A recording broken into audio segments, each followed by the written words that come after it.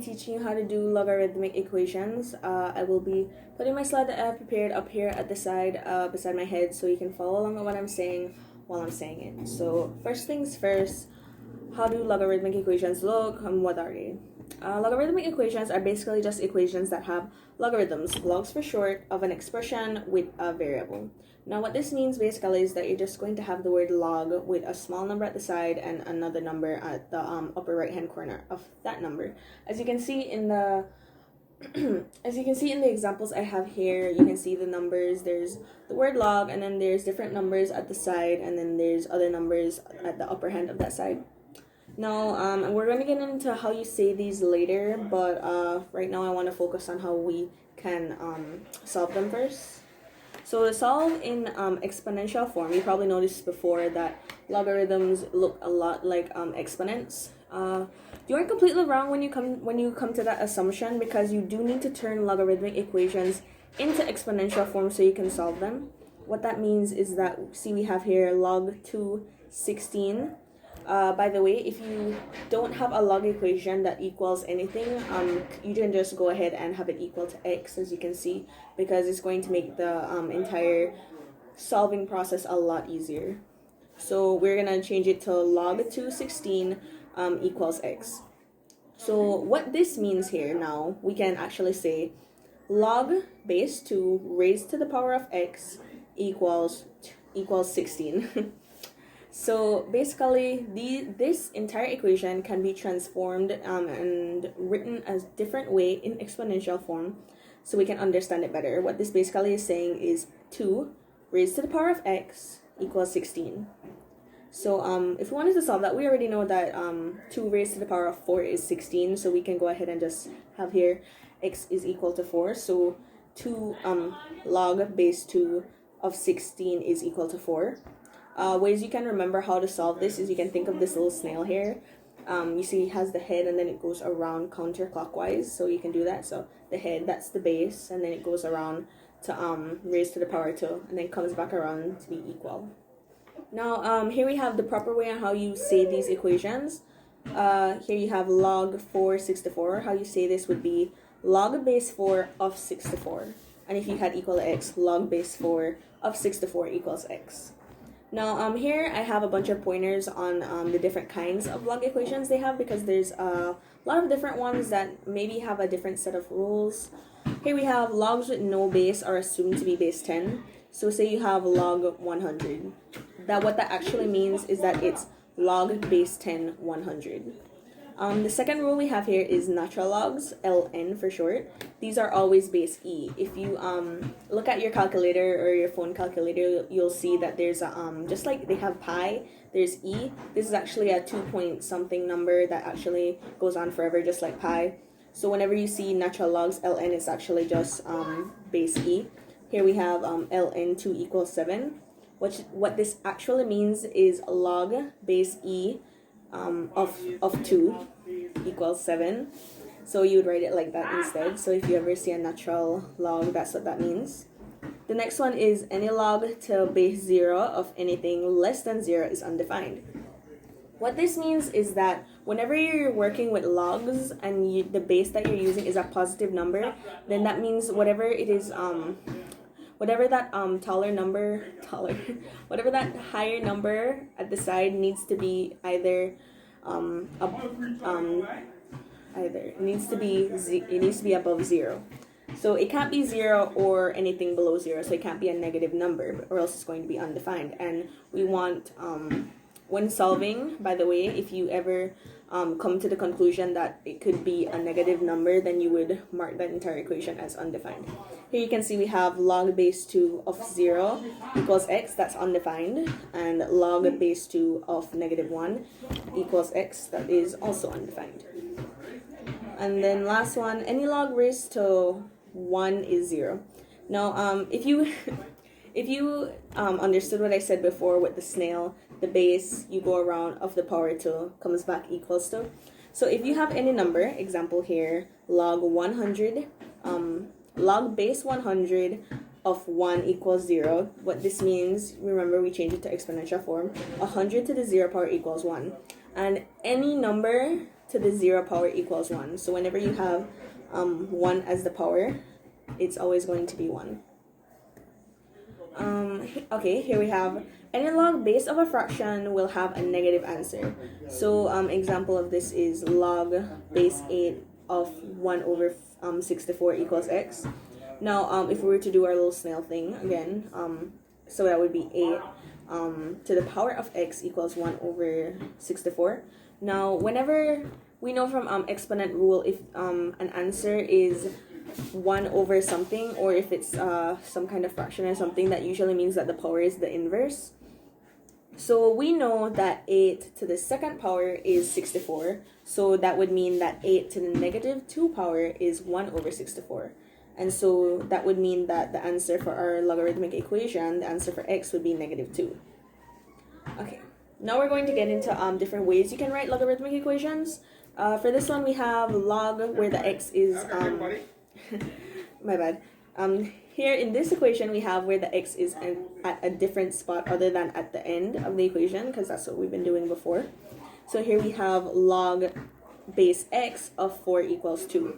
Now, when you see something like this, you just continue on the same way that we were doing before.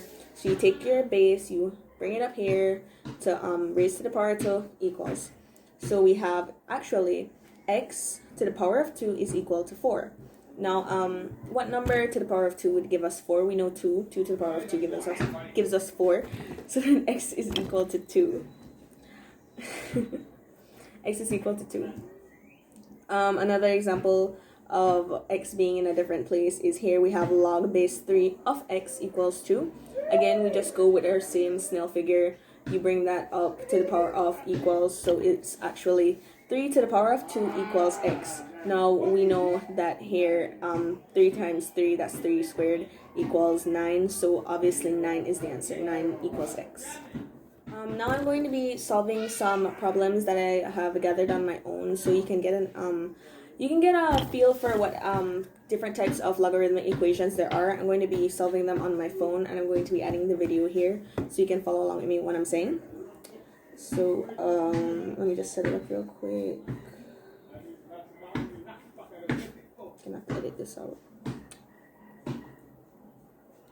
So here we are. We have our first equation, log x. Log base x of 81 equals 4. So just like before, what we're going to be doing is we're going to be using our snail. So I can just circle x here, and I can bring it over here, and bring 4 here. So what it's actually going to be is x to the power of 4 equals 81. Now, with this, what I can do here to solve this is I can put both of these, I can root them to the fourth root. I'm not exactly sure how you call it, but like the root of 4 or something like that. So we can cancel out the 4, and then we can find, using our factorization tree, we can find out how to solve this here for 81. So we know 9 and 9 is 9 and 9 is 81, so then we can continue there. We have 3. So x equals square root of 3, well, the fourth square root, 3. And since that is 4 3's, then it's x equals 3. And that's how we solve the first one. Our next equation is log base 2 to the power of 4x plus 2 equals 3. Now, this is a bit more difficult before, but we still do the exact same thing because it's essentially the same problem. So we're going to circle our 2 here. Oh, oops, hold on.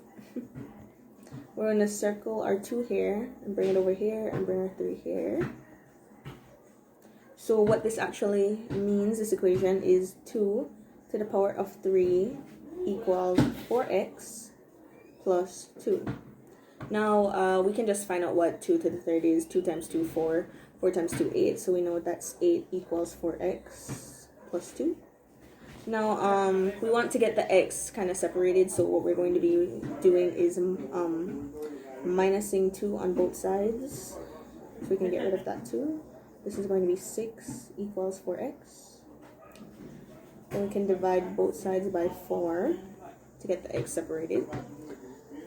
Oh, and 6 and 4 both of those are divisible by 2, so we can divide those by 2.